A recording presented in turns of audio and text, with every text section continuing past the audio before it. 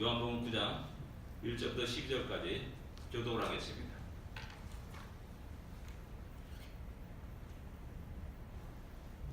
요한복음 9장 1절부터 12절까지 말씀입니다. 제가 1절 읽겠습니다. 예수께서 길을 가실 때 날 때부터 맹인된 사람을 보신지라. 제자들이 물어 이르되 rabbi여 이 사람이 맹인을 부모의 죄로 일하는가 자기니까 그의 부모니. 예수께서 대답하시되 이 사람이나 그 부모의 죄로 인한 것이 아니라 그에게서 하나님이 하시는 일을 나타내고자 하심이라. 내가 아니라심에 나를 보내신 이의 이름이가 하여야니라. 밤이 오리니 그때는 아무도 할 수 없느니라. 내가 세상에 있는 동안에는 세상의 빛이로라. 이 말씀을 하시고 땅에 침을 뱉어 진을 이겨 그에게 보내시고 이르시되 실로암 못에 가서 씻으라 하시니 실로암은 번역하면 보냄을 받았다는 뜻이라. 이에 가서 씻고 밝은 눈으로 왔더라.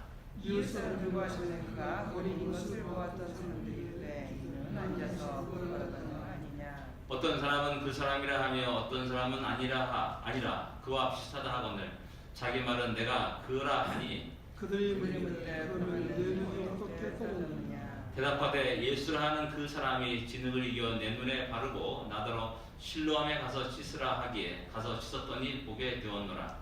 그들이 이르되 그가 어디 있느냐. 이르되 알지 알지 못하노라. 못하노라. 아멘.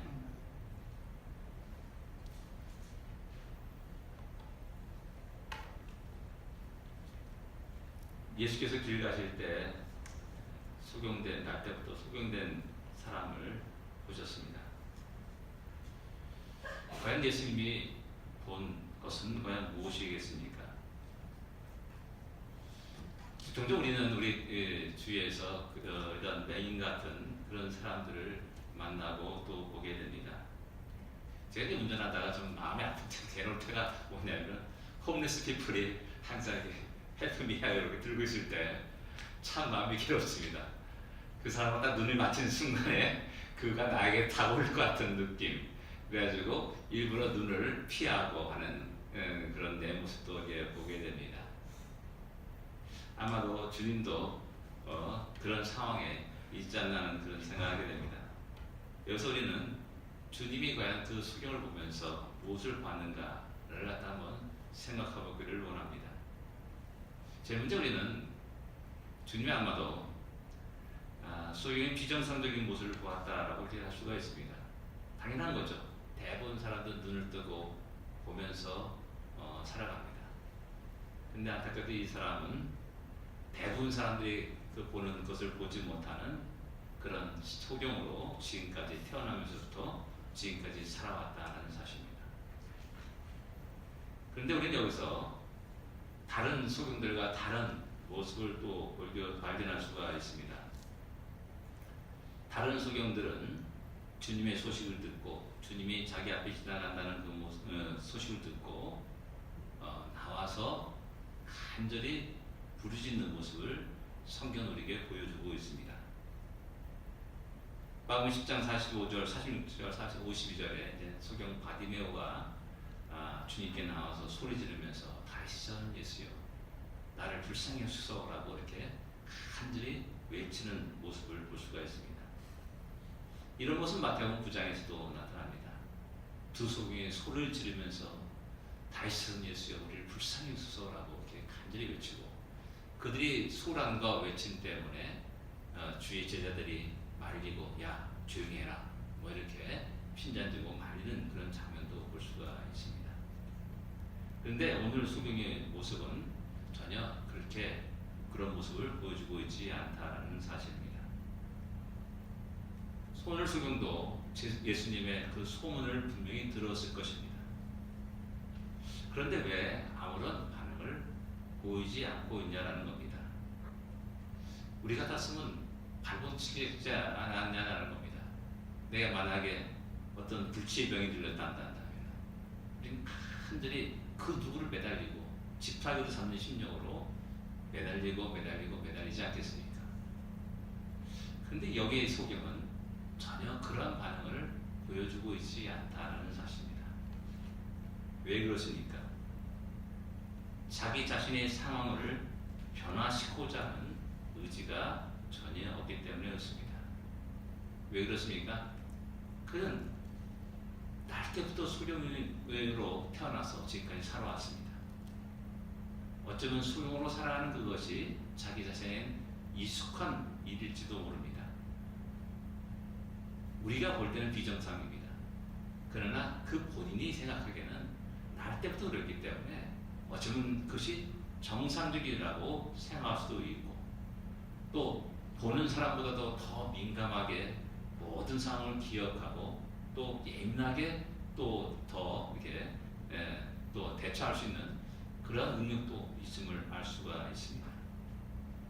그럴 때 어쩌면 이 사람은 자기가 생활했던 모든 환경을 전혀 불편함을 느끼지 않을 수도 있다는 사실입니다. 놀란 총각과 청각과 후각을 가지고 또 기억력을 가지고 그 모든 일들을 불편함 없이, 약간은 좀 불편하겠죠. 그러나 불편함 없이 익숙하게 자신의 삶을 지금까지 해나가온 것입니다. 여기서 우리는 익숙함에 대해서 좀 생각해 볼 필요가 있습니다. 이 소경이 자기 그 상황에 익숙해서 전혀 그 비정상적인 것을 전혀 느끼지 못하고 정상인 것처럼 살아가듯이 우리는 이 세상에 너무나 익숙해 있지 않는가라는 생각할 필요가 있다는 사실입니다. 이스라엘 백성들이 430년 동안 애국 생활을 했습니다. 430년, 짧은 시간이 결코 아닙니다. 그렇다면 그들은 그 애국 생활이 자신에게는 굉장히 익숙한 생활이 되는 것입니다. 고향 같은 훈함이 그들에게 있었을 것입니다. 과연 이것이 정상적이냐라는 겁니다. 하나님이 원하시고 바라시는 것은 가나안 땅을 향한 것이었다는 사실입니다. 그들에게는 그 어느 순간에도 가나안 땅에 대한 소망이 그런 것들이 없어 점점 사라지는 그런 상황이 있고 있다는 것이죠. 그럴 때 하나님은 그들에게 큰 고난과 환난을 내리십니다. 그들이 입에서 부르짖게 하십니다. 그리고 다시 여기가 내가 익숙해서 살아갈 나의 고향이 아니라 저 가나안 땅이 나의 진정 가야 할 곳이고 또한 내가 옮겨야 될 장소라는 사실을 새롭게 깨닫게 된다는 사실입니다. 오늘 우리들의 삶 속에 여러 가지 풍파가 일어나고 여러 가지 어려움들이 일어나고 또 파도가 일어날 때가 있습니다. 그럴 때마다 우리는 무엇을 생각합니까? 어쩌면 우리가 현재 있는 이 장소가 이런 어떤 상황들이 점점점 익숙해지면서 여기가 좋사오니 라면서 주저앉고 있지는 않는가라는 그런 생각을 하게 됩니다. 그런데 이제 하나님 주님이 보실 때는 그렇지 않다는 것이죠. 너의 상황은 정상적인 것이 아니라 비정상적이라는 사실을 우리에게 말씀해주고 있는 겁니다. 두 번째 생각하시는 것은 우리 주님이 미래 소망을 잃어버리고 현재를 급하게 살아가는 그의 모습을 보았을 것이라는 사실입니다. 수경은 볼 수 없기 때문에 자기 스스로 일해서 먹고 산다는 것은 불가능한 일입니다. 더 나아가서 글을 읽고 배우고 세상의 지식을 알고 더 나은 잡을 얻어서 살아간다는 것은 참으로 불가능한 일이라 할 수가 있습니다. 언제나 구걸해서 먹고 살아야 합니다. 하루 세 끼 밥 먹는 것으로 만족하며 살아가야 됩니다. 너무나 오랫동안 이러한 생활을 했기 때문에 어쩌면 당연하게 그 모든 것을 받아들이고 있을지 모릅니다. 5년 전에도 그런 생활을 했습니다. 1년 전에도 그런 생활을 해왔습니다. 지금도 변함없이 똑같은 그런 생활을 합니다. 또 1년 후에나 5년 후에 10년 후에도 똑같은 생활, 어쩌면 내 생명 마지막 죽는 그 순간까지 이 삶 속 벗어날 수 없다는 그런 생각 속에서 그는 오늘도 발걸음을 그 구원하는 그 장소로 옮길 것입니다. 국제정세가 어떻게 되는지, 로마 제국이 어떻게 돼가는지 아무 관심이 없습니다. 오직 그의 관심은 하나, 오늘 내가 배불리 먹을 수 있도록 잘 구원해서 또 집으로 돌아가는 것이라는 사실입니다. 어쩌면 그는 하루 일과를 시작하면서 오늘 하루도 자비로운 사람을 만나서 돈도 많이 또 구걸받고 또 좀 더 한 그릇 먹고 두 그릇 먹을 수 있는 좋겠습니다라는 그런 기도를 하면서 살아났을지 모릅니다. 그의 모든 길은 집과 또한 구원하는 장소와 그 길을 왔다 갔다 하면서 계단이 몇 개인가 또 어디 웅덩이가 있는가 그런 걸 다 기억하면서 그 길을 간다는 겁니다. 그리고 다른 거 바라는 거 없습니다. 오직 오늘 현재 내 배고픔 줄임을 채우면 된다는 사실입니다. 미래가 그에게 있을 수 없습니다. 오직 현재만 있다는 사실입니다. 이것이 바로 소경이 처한 상황이고 우리 주님이 그런 모습을 보았다는 사실입니다. 우리에게는 미래가 있습니까? 젊은이들은 미래를 향하여서 살아간다고 말합니다. 그러나 이제 결혼하고 자녀를 갖고 가정을 생활 딱 그렇게 되면 장년이 되게 되면 현재에 살아갑니다. 철저히 현재에 살아갑니다. 현재 필요한 게 너무 많습니다. 거기 급해서 막 살아갑니다. 열심히 돈을 법니다. 그리고 먹고 삽니다. 자녀도 교육하면서 이렇게 살아갑니다. 굉장히 바쁘게 살아갑니다. 노년이 되면 이제 과거에 살아갑니다. 옛날에 이랬다 저랬다 하면서 살아갑니다. 저도 종종 과거 군대 얘기를 하고 보면은 나이가 드는 것 같습니다. 예. 그게 참 안타까운 것은 뭐냐면 이 땅에 살아가면서 우리 크리스찬들이 미래를 잃어버리고 살아간다는 겁니다. 비전과 꿈을 잃어버리고 살아간다는 겁니다. 오직 현재의 삶 속에서 먹고 자고 잠자고 하는 그런 것에 우리의 모든 관심을 쏟아보면서 살아간다는 사실입니다. 주님이 이렇게 말합니다. 먹을 거, 입을 거, 마실 거 염려하지 말라. 이 모든 것은 이방인들이 구하는 것이다 라고 말합니다. 그건 뭐냐면 예수를 모르는 사람들, 이방 모든 사람들은 현재를 살아가는 인생임을 갖다 우리 이야기해 주고 있습니다. 그러나 우리 주님 말합니다. 그의 나라와 그의 영광을 구할 것을 우리에게 요구하고 있습니다. 미래를 향하여서 우리의 눈을 들 것을 요구하고 있고 말씀하고 있다는 사실입니다. 우리의 삶의 관심과 우리는 과연 어디에서 살고 있는가, 무엇을 위해 살고 있는지를 한번 생각해 볼 필요가 있다는 것입니다. 세 번째로 또 생각할 수 있는 것은 뭐냐면 거짓 평강에 빠져 전혀 선한 의지가 없는 그의 모습을 또한 발견할 수가 있습니다. 소경이 마음에 갈등과 불평과 원망이 있을 수 있을까요? 어쩌면 그 누구보다도 마음의 평강을 가지고 살았을 것이다 라고 또 짐작할 수가 있습니다. 아까 말했듯이 로마 세계가 어땠는지 전혀 관심이 없습니다. 뭐 그걸 관심을 둘 필요가 없습니다. 조국의 민족의 독립을 위해서 투쟁할 필요도 없습니다. 자기에게는 그러한 능력과 없다는 사실을 잘 알고 있기 때문에 그냥 야 너는 뭐 그만 그런 걸 갖고 고민하고 괴로워하면서 살아가느냐. 어쩌면 그들이 갖고 있는 고민과 그들이 없기 때문에 자신은 언제나 평강 속에서 살아갈 수 있을 것이라 생각할 수 있습니다. 아는 게 아닌 것, 아는 게 또 이렇게 또 아는 것이 뭐라 그러니까 또 복이 되는 게 아니라 또 화가 되는 경우가 있죠. 근심과 걱정 속에. 근데 이 사람은 아무것도 모르기 때문에 평강이 있을 수 있다는 사실입니다. 근데 이것이 진정한 평강이냐라는 겁니다. 무지의 평강이라 할 수가 있습니다. 이런 평강은 진정한 평강이 될 수가 없습니다. 거짓 평강입니다. 이 세상 살아가면서 그게 동물들이 많이 있는데 가장 불쌍한 동물들이 무엇이라 생각됩니까? 저는 개인적으로 돼지와 닭들을 불쌍한 동물이라 생각됩니다. 참 불쌍합니다. 그래도 개는 요즘 들어서 좀 대우를 받습니다. 가족이라는 그런 대우를 받기도 하고요. 한국에서 점점점 보신탕 먹는 사람들이 이제 점점 줄어든다는 그런 뉴스를 또한 접하게 됩니다. 근데 개돼지는 여전히 동일한 대접을 받으면서 지금도 작은 우리 가운데 갇혀가지고 단지 꿀꿀꿀 거면서 먹고 또 싸는 그런 인생을, 그런 돼지의 생을 살아가게 됩니다. 닭은 더 그렇죠. 진짜 작은 무리 안에 갇혀가지고 오직 하는 일은 뭐냐?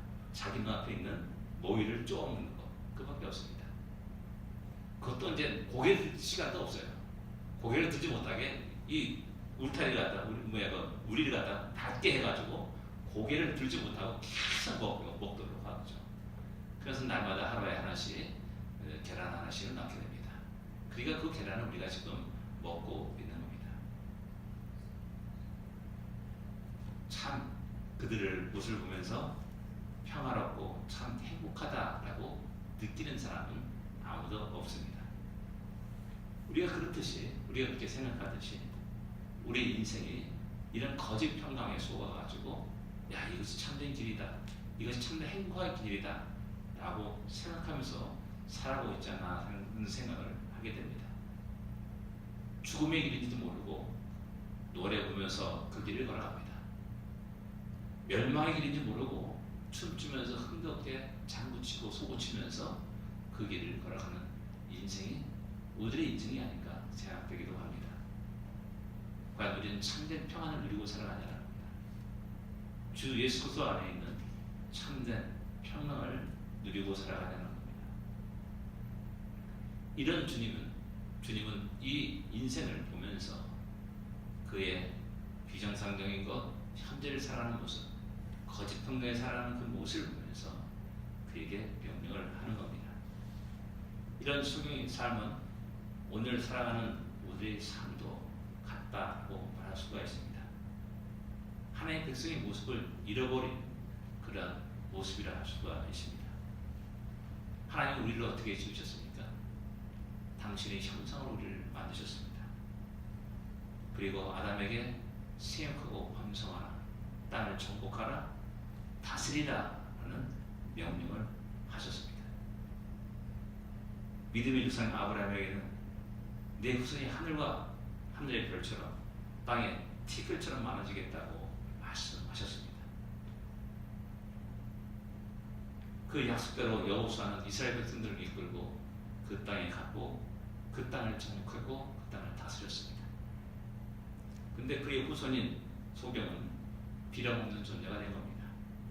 꿈도 비전도 다 잃어버렸습니다. 오직 오늘 하루를 잘 먹고 잘 살면 된다는 그런 마음으로 오늘도 그 거리에 나가게 된 것입니다. 하나님의 약속과 명령은 그에게 사칠 수도 있습니다. 쓸데없는 고민을 하게 되는 그런 것일 수도 있습니다. 이 땅에 살아가는 우리의 모습이 바로 그렇지는 않은가요? 우리의 삶의 모습이 또 역시 마찬가지로 이 세상에 푹 빠져가지고 헤어나지 못하는 그런 삶은 아닌가를 한번 생각해 봐야 됩니다. 주님은 소경의 모습을 보았습니다. 오늘 주님은 우리의 모습을 보고 있을 것이라는 사실입니다. 그럴 때 나의 모습은 어떤 모습으로 주님의 눈에 비칠 것이냐라는 것입니다. 또 우리가 여기서 중요하게 생각할 수 있는 뭐냐면 주님의 관점으로 한 영혼을 보고 있냐라는 겁니다. 그 사람이 화려한 옷을 입고 있으면 오케이 됐다 라고 이렇게 생각합니까? 그 사람이 멋진 옷을 입고 자동차를 끌고 또 화려하게 또 배불리 먹으면서 인류 식당에서 식당을 쫙 차려가지고 비싼 양식을 먹으면서 살아가면은 야, 저 사람 참 행복한 사람이라 라고 우리가 여기면서 오케이 하면서 살아갑니까? 그렇지 않다는 겁니다. 화려함 속에서 마음에 큰 상처를 입고 어둠 속에 살아가는 사람이 의외로 많은 것을 볼 수가 있습니다. 주님은 우리들의 모든 인생을 이렇게 봅니다. 외모가 아니라 우리의 심령을 보시면서 그 심령을 치료시켜오기를 원하십니다. 주님을 따르는 우리 모두에게 또한 그런 사명이 있음을 갖다가 우리는 잊어서는 안 될 것입니다. 주님이 소경의 눈을 소경을 보면서 그의 안에 있는 영적인 어둠을 보았듯이 또한 우리도 한 영혼을 보면서 그런 주님의 시각으로 한 영혼을 바라볼 수 있어야 된다는 사실입니다. 그리고 그와 함께 아파하고 그와 함께 눈물을 흘리고 그와 함께 울 수 있는 진정한 주님의 제자 크리스천 교회가 되어야 된다는 사실입니다. 우리는 어떤 모습입니까? 또한 우리는 어떤 관점에서 한 영혼을 보고 있냐라는 겁니다. 주님은 그에게 실로암에 가서 씻으라라고 명령하십니다. 이 소경을 통해서 하나님이 하고자 하시는 일이 무엇이겠습니까? 주님은 그들을 불쌍히 여기서 그의 육신의 연약함을 비정상적인 것을 고치십니다. 단순히 그 육신의 연약함과 비정상적인 것을 고칠 뿐만 아니라 그 안에 있는 비전과 소명을 다시 회복시키며 그를 증인으로 삼는 것을 볼 수가 있습니다. 진정으로 그를 새로운 표정으로 만드시는 과정이 이 9장에 나타나고 있고 기록되어 있는 겁니다. 주님은 소경에게 실로암 연못에 가서 씻으라라고 말합니다. 많고 많은 것 가운데 왜 특별히 실로암에 가서 씻으라라고 말씀하시냐라는 겁니다. 소경에게 실로암은 어떤 장소겠습니까? 분명한 것은 이 소경에게서는 딱 한 가지, 자기 집과 자기가 구걸하는 그 장소만 왔다 갔다 하면 되는 겁니다. 아마 다른 곳에 가지 못했을 겁니다. 아마 대부분 많은 사람이 모일 수 있는 성전 앞에 가서 구걸하는 것이 가장 좋겠죠. 그래서 거기에 가게 되는 겁니다. 성전과 자기 집을 왔다 갔다 하는 겁니다. 그런데 뜻밖의 주님은 실로암에 가서 씻으라라고 명령하고 말씀하십니다.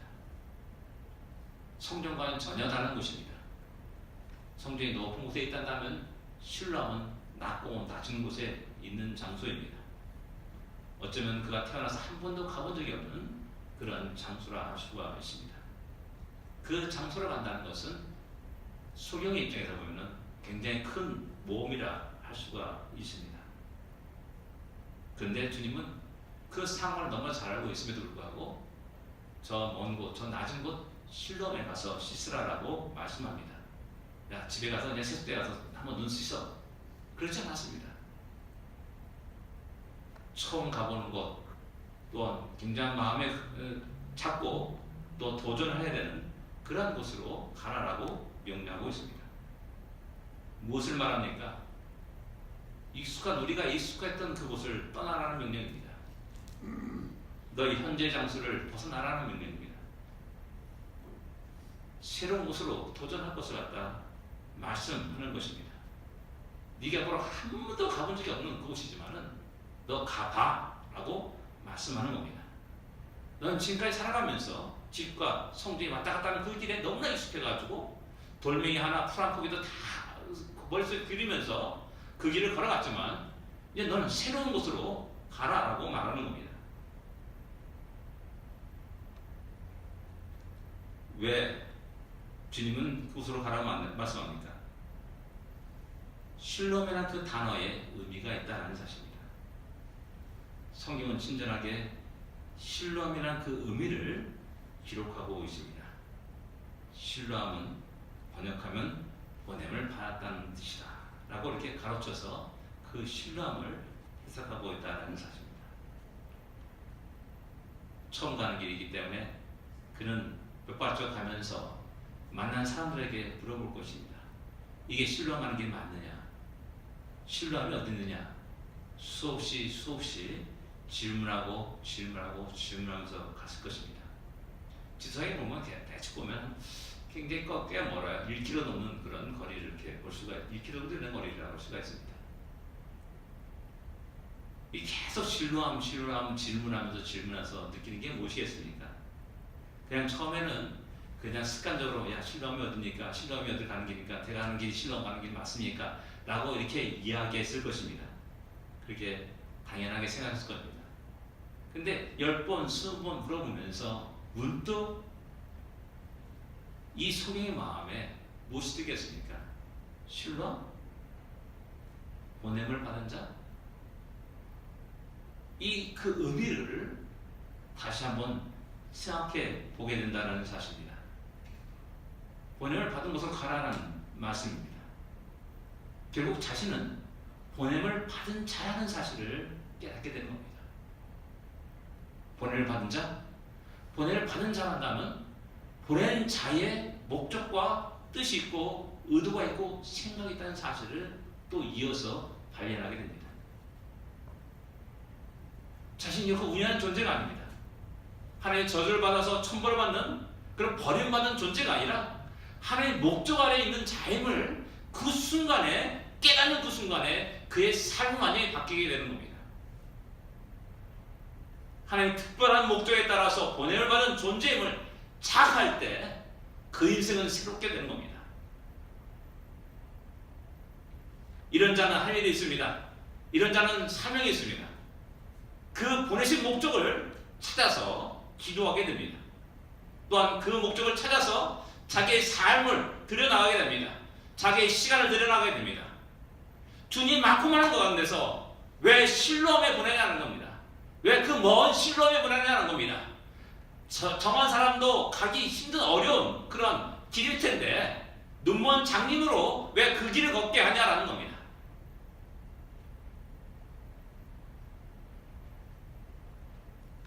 자기의 삶의 존재 목적을 잃어버린 그에게 그 존재 목적을 찾기 위함이라는 사실입니다. 찾아기 위함이라는 겁니다. 실로암, 보냄을 받았다는 뜻입니다. 수없이 그는 실로암이라는 그 단어를 말하면서 질문하면서 보냄을 받았다, 보냄을 받았다? 내가 보냄을 받은 자인가? 라는 그 질문을 자기 스스로에게 수없이 했을 것이라는 사실입니다. 그리고 드디어 그것을 깨닫는 그 순간에 그는 자기 삶의 존재 목적을 새롭게 발견하게 됩니다. 그냥 하루하루 구걸하면서 먹고 사는 그런 존재가 아니라 나를 통해서 하나님이 하고 싶고자 하는 일이 있다는 사실, 그걸 드러낼 인생이라는 사실을 새롭게 발견하게 됩니다. 그래서 주님 말합니다. 제자들이 이 사람은 누구의 죄 때문에 이렇게 되었습니까? 라고 질문했을 때 주님의 대답이 뭡니까? 하나님이 행하신 일을 나타내고자 한다 라고 이렇게 주님은 말씀합니다. 그렇습니다. 초라한 모습, 지금까지 아무 비전 없이 그냥 하루하루를 살아가는 그 인생 속에 하나님은 너를 통해서 나의 크고 놀라운 일을 나타내기를 원한다 라는 그 말씀을 하고 있다는 사실입니다. 그리고 드디어 그는 그 눈을 뜨고 돌아오게 됩니다. 많은 사람들이 너무나 깜짝 놀랐습니다. 너 어떻게 됐냐? 야, 너 진짜 너 맞느냐? 라고 질문을 던지게 됩니다. 나가 바로 그 사람이다 라고 또 사람들에게 이야기하고 말을 합니다. 그래서 우리는 이 소경된 자의 변화된 모습을, 과정들을 살펴볼 필요가 있습니다. 11절에 보면은 소경이 예수라는 그 사람이 나를 낫게 했다 라고 이렇게 이야기합니다. 11절입니다. 그 사람이, 예수라는 그 사람이 진흙을 이겨 내 눈에 바르고 시름에 씻으라 했더니 내가 보게 되었다 라고 이렇게 말합니다. 근데 17절에 나가면은 약간 그 말이 달라지게 됩니다. 신문한 사람이 너는 그런 어떤 사람이라고 생각하느냐? 라고 질문을 던집니다. 그럴 때 소경은 그 바리새인들의 질문에 선지자입니다 라고 이렇게 대답을 합니다. 예수라는 그 사람에서 이제 선지자로 약간 발전하게 됩니다. 그러나 또 38절에 보면 주여 내가 믿나이다 하고 절하는 모습으로 우리에게 기록되고 있음을 보게 됩니다. 바뀌게 된 겁니다. 바뀌어지게 된 겁니다. 주님 앞에 온전히 무릎 꿇으면서 주여 라는 그 말을 내뱉는 사람으로 바뀌게 된 것입니다. 사랑하는 성도 여러분, 우리 주님은 그 육신을 새롭게 할 뿐만 아니라 그의 생각과 그의 모든 것들도 완전히 새로운 피조물로 빚어 가졌음을 알 수가 있습니다. 그리고 하나님 목적에 합당한 자로 세워지고 또한 그는 그렇게 섰음을 우리는 잘 알고 있습니다. 소경은 드디어 자신의 존재 목적을 알게 되었고 그 존재 목적으로 자기의 삶을 들여가는 자가 되었다는 사실입니다. 더 이상 소경이 아닙니다. 진짜 소경이 누굽니까? 자기 눈앞에 메시아를 보지 못하는, 그분 앞에 절하지 못하는, 그분을 경배하지 못하는, 그분을 주여라고 부르지 못하는 자들이 진정한 소경이 아니겠습니까? 우리 땅에 살아가면서 크리스찬도 역시 마찬가지입니다. 우리 눈 뜨고 있고 건강하게 살고 있다고 생각합니다. 그러나 진정 우리 마음속에 우리 주님을, 우리 창조주를 온전히 섬기며 찬양하며 나의 모든 생애를 그분께 드리는 사람이 과연 얼마나 되겠냐라는 겁니다. 우리 주님은 우리를 그러한 모습으로 빚어가기를 원하십니다. 그래서 날마다 우리에게 새로운 은혜를 주시는 것입니다. 그리고 내가 잠깐 게으르게 되면 이 땅에 익숙해지는 그 모든 것을 벗어 던지도록 늘 우리에게 끝없이 이야기하고 말씀하고 있다는 사실입니다. 사도 바울은 날마다 내가 죽노라라고 고백하고 있는 것을 우리는 잘 알고 있습니다. 날마다 우리가 죽지 않고 새로 태어나지 않으면 우리는 하나님께 영광이 되는 그런 삶을 살 수 없음을 언제나 기억해야 됩니다. 잘못하면 우리가 눈뜬 장님으로서 이 땅에 살아갈 수 있다는 사실입니다. 진정 우리는 눈뜬 사람으로서 하나님 행하신 크고 놀라운 일을 보면서 한 영혼의 아픔과 고통과 신음소리를 들으면서 그에게 진정한 생명을, 소망을, 예수 그리스도를 증거하시는 우리가 되야 될 줄 압니다. 기도하겠습니다.